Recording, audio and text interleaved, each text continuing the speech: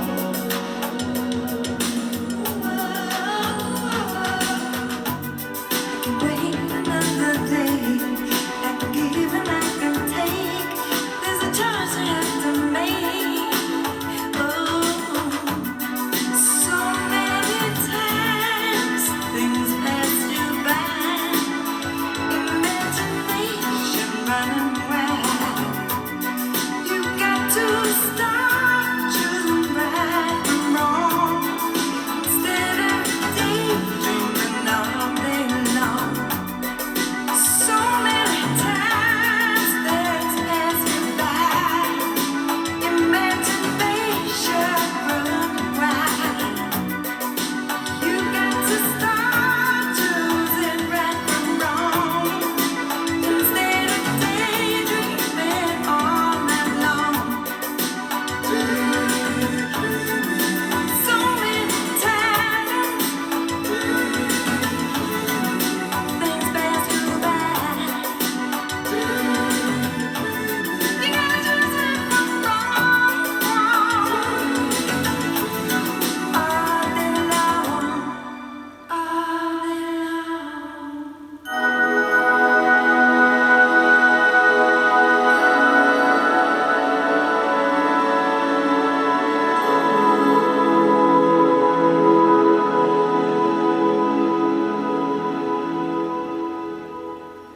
What a rich flourish at the end. Indeed, it felt like it was going to stop, and then it came back for an extra echoed vocal, and then it flourishes with a big, like, sweeping melody.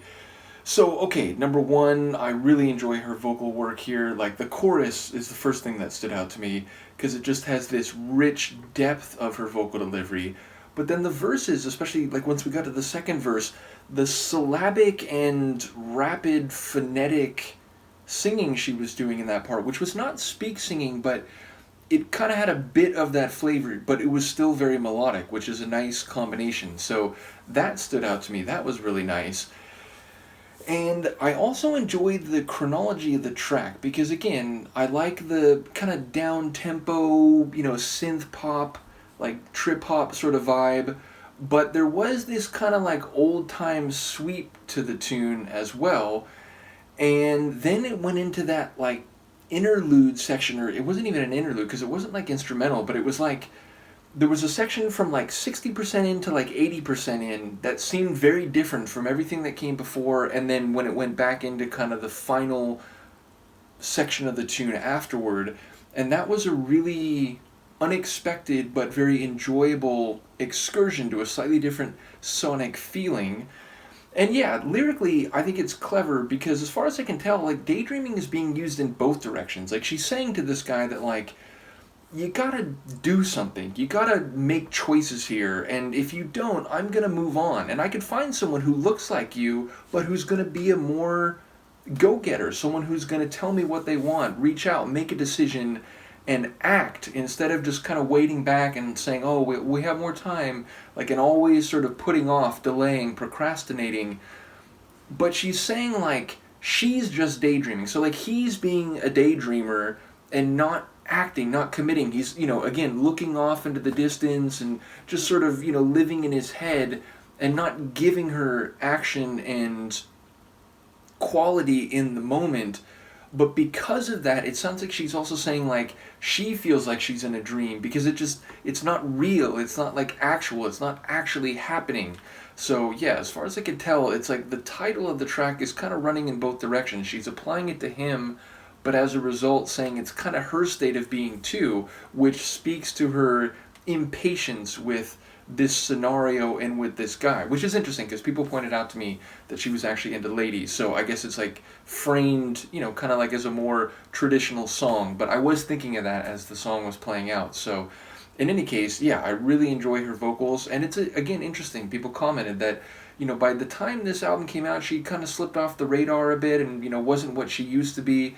So, thinking about the album title Reputation, it's, taken on some new connotations based on what people informed me of. So either way, I really enjoyed the tune, and again, the Pet Shop Boys layering of production was very evident. I will say also, though, weren't there some male backing vocals that we heard along the way? So, and indeed, I think in that like interlude section is where they were standing out to me. So yes, I am enjoying the production and composition and still sort of, taking it in and getting a sense for what it's like and, how similar to a Pet Shop Boys track, of their own versus, what they're trying to do when they're producing for someone else. So, like with the Liza Minnelli album, for example. In any case, let me know what you think. I'll see you next time. Peace.